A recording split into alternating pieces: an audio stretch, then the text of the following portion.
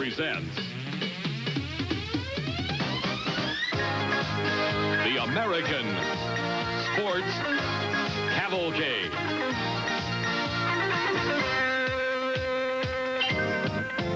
A panorama of speed, color, drama, and excitement. The American Sports Cavalcade. Hi, everybody, and welcome to the Houston Astrodome, one of the most awesome structures ever built by man. You know, when Judge Roy HOFHEINZ created this place back in the early 1960s, a lot of people said it flat couldn't be done, that you couldn't build a structure in which both football and baseball games could be played indoors. Well, we know that the Houston Astros and the Houston Oilers have played here for over 20 years now. And also, all kinds of great sporting events have been held inside the Astrodome. Well, today we got another one for you. The Redman TNT All-American, a great tractor pulling event that'll feature 5,800-pound tractors and 6,200-pound 4x4 pickups. Gonna be great. And as always, I'm here with my pal, Steve Evans. He's around here somewhere, and I'm not sure, but I think he's up to something a little strange. Brock, that's Easy Evans, proprietor of Astrodome Auto Sales. Right on the field, right on the price. And have I got some transportation bargains for you home mechanics today. Now, look at this Pontiac here. I'll tell you, with your tools and a few parts, like an engine, a transmission, or rear end, you'll have this baby on the streets in no time. You buy it today, and I will throw in a free stereo speaker. Moving along here, look at this Chevelle. Never been raced, only wrecked once. You got to know somebody that's got a left front fender, and I will throw in a free jack if you buy today. Okay, what have we got here? Oh, my Lord, it's a Ford, and it's just a clean one owner. Now, it doesn't have any wheels and tires, but I do have all four of the hubcaps. You want to buy this one today. Now, if you live in a warm, dry climate or have a brother-in-law in the auto glass business, look at this little pedo, huh? What a grocery getter for the little lady. Now, if you like to ride in style and comfort, you want a Landau roof, you want a big Olds 98, and look what I found in the trunk for you bass fishermen. All right, it's yours if you buy it today. Now, you better get down here in a hurry with a tow truck, because I think I just lost my lease. Evans, that's only part of the bad news. I got a couple of guys, Kevin Davenport and Jim KRAMER, who may be out to deal a crushing blow to your business. Oh, no, it's monster trucks. In fact, the king of the monster trucks, Bigfoot, in the near side and the far side, the Renegade machine. These things weigh about 14,000 pounds, and for one of the few times in monster truck history, they're going to race side by side over a very interesting course, and it's Jim KRAMER and Bigfoot off to the lead. Here he comes in the blue Ford, and right next to him, kind of falling back a little bit and almost tipping. Look at this. Oh, the right front wheel is balling up a Renegade. Oh, no. Yes. Oh, yes. There goes the inventory, Evans. I got a good body shot. My guy Bob and the boys, they can beat any panel out. I'm not worried yet. Oh, yeah. Well, I think there goes one last Pontiac. That's the end of business, I would say. I don't know. The bank. What's the bank going to say? I got them floored at 3 different banks. Well, you think you got troubles. Kevin Davenport may have trouble meeting his payments after this, too.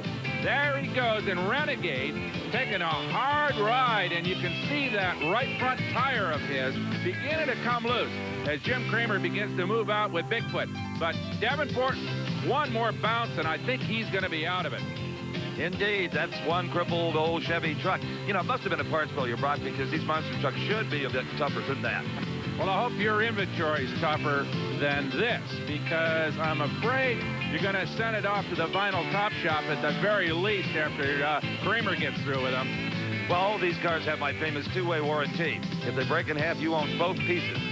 I think I'm going to head down and survey the damage. I don't think it's that bad. Well, while a rather panicked partner of mine heads down to look over his used car inventory, we're going to watch KRAMER complete this run. He's going to head on to another round of competition. We got a whole bunch of monster trucks here. I cannot believe what has happened to my cars. Easy Evans is out of business. Look at this. My Pontiac is absolutely flat. My Chevrolet, both of my Fords. The vinyl roof is destroyed on my 98. And worst of all of my special premiums I was going to give you guys if you bought them are now trapped inside all of this junk. The only way you're going to get one of these cars, well, is to shave with it. They'll probably come back from Taiwan as razor blades. Well, there isn't a dry eye in the house as poor old Easy Evans' inventory gets crushed. But Jim Kramer, well, he's going to try to cheer the folks up with one of the neatest tricks you've ever seen. Watch this. Oh, it hit him right in the head, Brock. Kramer is down. Bigfoot going right over the top of him. This truck has a special gear called Chug. This truck also has 700 horsepower, Steve, and to harness it like this takes some real mechanical genius and a little bit of acrobatic skill on the part of the driver. Now, how does he get back in the truck? Well, a little bit of tire walking. There's no elevator, so you use the escalator. Jim Kramer, the finest of the monster truck drivers, not only a fine driver, but a tremendous showman, and they love this particular act here in the Astrodome. And you'll love what we're bringing you today in the Red Man. Before to do an interview, but Jim, that little stud had flash bulbs going off all over the Astrodome. Well, I'm glad they enjoy it, because I enjoy doing it. It makes it more interesting for me. Well, I tell you, you must trust a guy that aligns the front end on this truck to lay under it like that. Well, to run this truck the way we do, you have to trust it, and I do. See you in round two. Like it. Anybody who would let 14,000 pounds of driverless vehicle pass over him like this, they are. Oh, boy, Brock, everybody right now putting fresh film in the camera. It's time for second round of the monster trucks. Lingo Gonzalez and the Texas Ranger side by side with Jim Kramer and Bigfoot. And it's Gonzalez with the early lead, Brock. Well, here's our onboard camera right over the right shoulder of Jim Kramer as he steers Bigfoot over the third of those giant jumps. But look at Lingo. The short wheelbase on his truck has given him a little bit of a lead as they head back toward the finish line. Now, will that sophisticated suspension of Kramer's Bigfoot pay off? It is, Brock. He is going to win it. Bigfoot will go into the semifinals. And as we look again at the incredible abilities of this truck, you'll see why Kramer wears a helmet. He drives with his head hanging out the window. If he did not have that helmet on, his head would be banging against the roof and the door frames. He takes a bit of abuse in Bigfoot. And you can see here how well this truck works. The suspension, the tires, it's just has monstrous abilities as well as size. In the Texas Stomper, we've got King Kong 3. A pair of monsters ready to go, and they will be driven by a couple of Texans, believe it or not. We've got Steve Dane on board King Kong 3. He's from Killeen, Texas. And the driver of the Texas Stomper, Larry Garvel from Victoria, Texas. Okay, Brock, and it'll be the same course we've seen earlier. Over the cars, over the jumps. They're lined up, waiting for a start on top of the berm there. Everybody making sure that they're dead even so that neither driver has any kind of an advantage. And as you can see, they line up very close. They've got to be careful in the first few feet of these races. Remember now, this was a 16-truck starting field. We're down to 8. Elimination, just like in drag racing. One guy transfers to the semifinals out of these two trucks. King Kong versus the Texas Stomper. Good even start, Steve. Yes, indeed it is, but starting to take command now is Steve Dane in King Kong 3. But the turn is all important. These trucks have similar wheelbases. They should execute properly. In fact, they do. Over the crash cars is King Kong 3. Oh, look at this. A broken right front wheel on King Kong 3. He won't finish. The Texas Stomper will, though, Brock, but it's a dubious victory because in the semifinals, he'll have to face off with Bigfoot. But you know, Brock, that's the second wheel failure we've seen like that. That's right. Kevin Davenport and Renegade broke earlier running a race against Bigfoot. So apparently we've got a weak link in these big trucks. Of course, those front wheels take an awful beating. They absorb all that weight as these trucks crash down on those wrecked cars, and that is what did King Kong 3. And right there, tough break for Steve Dane because he was well ahead, and it handed the victory to Larry Garvel. Steve might have gotten a little too aggressive with this truck. He flew it all four off way up in the air, and it landed badly. Well, I guess pretty evident what happened, huh? We don't have to have any kind of a hard look to figure out what broke, huh? No, snapped axle housing. A little too much air over that set of cars, I think. Yeah, you were flying her. She looked good until she landed. I wanted to win bad. You were ahead. I think you want to run it. I should have backed out a bit, but I was giving her. Well, you put on a super show anyway. You get full points for that. Thank you very much. Well, my analysis was correct for a change. For the third race in the second round of monster truck competition. And this time out, we've got Showtime versus Texas Toy. It's just mandatory that you have a colorful name on one of these monster trucks. Okay, let's take a look and see who is who here. It is going to be Brian Schell. He is out of Fraser, Michigan. He will be in Showtime. His competition will be Larry Cook from Corpus Christi in the Texas Toy. Winner will go to the semifinals. Well, once again, these trucks mounted on those immense implement wheels. There is the Texas Toy with Larry Cook way up there in the cockpit. Over there in the yellow truck, that is Fraser, Michigan's Brian Schell in Showtime. We're off, down off the hill. That's an old dually, Steve, that the Texas Toy has been converted into, and he's got a good lead right off the bat on Brian Schell. Now, these are not big 700 horsepower motors like we saw in Bigfoot. These are normally aspirated. They're hopped up hot rod engines, but they do not have superchargers on them, so they don't have a whole lot of power. But on this short indoor course, they might have enough power to get the job done. Certainly is still punishing my cars. Well, this is a pretty conservative run, basically. I think maybe Larry Cook, who's clearly going to win this one, was taking it easy. He saw a couple of trucks break earlier. As we watch Brian Schell even more slowly, I think he's got some mechanical problems with the old Showtime here, because that short wheelbase truck just isn't running very quickly. In fact, he's going to drop out of the competition and bypass the last of the used car lot and come on in. So Larry Cook wins it in Texas Toy, but I'll tell you what, he is going to have to stand on it. Monster truck time. You bet. This is the last race in the quarterfinals. In the near lane will be this rather ghoulish vehicle called the Grave Digger. You could have some fun with it on Halloween. And it is driven by this man, Dennis Anderson from Chesapeake, Virginia. Now, his competition is going to be in a monster called Clydesdale, Bennett Clark from Powder Springs, Georgia. Yesterday, out in the pit area parking lot, I found some interesting features on the Clydesdale. There's a lot of ways to shock a monster truck, and no two seem to be alike. Take the Casper truck. Now, these are shocks like you'll find on a Kenworth truck or a Trailways bus, and it only takes 12 of them to get the job done. But somewhere, there is a smiling shock absorber salesman. After he met a man named Bennett Clark, Bennett decided to use off-road racing-style shocks, and look, it took 46 of them. There are shock absorbers from one end to the other of this Clydesdale Chevy truck. Now, I hope that guy has still got some in stock, because Bennett says he needs about 6 more to make it really right. Oh, Brock, the Casper truck was beaten by Texas Toy in round number 1, and here we go. It's the Grave Digger with an early lead. Oh, boy. Grave Digger's right out front. Notice those evil-looking red headlights on board there. Grave Digger makes a good turn. Oh, no. Slows up, got to back it up, and now Clydesdale's got a good head start. Heading toward the finish line. Here comes Clydesdale. And there you can see all 40 of those shocks. What a bonsai assault now by the Grave Digger. The Grave Digger is going to take the lead. No, he's not. No, Bennett Clark on board Clydesdale wins it when Dennis Anderson just comes to a halt in the Grave Digger on the second row of wrecked cars. I don't know what the problem is, but clearly a mechanical breakage of some magnitude, Steve. Well, I think he just drove it too hard trying to beat the Clydesdale. And here we can see that monster truck in replay going over what are now some pretty flat old cars, but still create a lot of abuse and work all 40 of those shocks to the utmost. Well, that victory will carry Clydesdale on into the semifinals. 4 monster trucks left. Clydesdale will race Texas Toy, and Bigfoot goes against the for the semifinals of monster truck competition.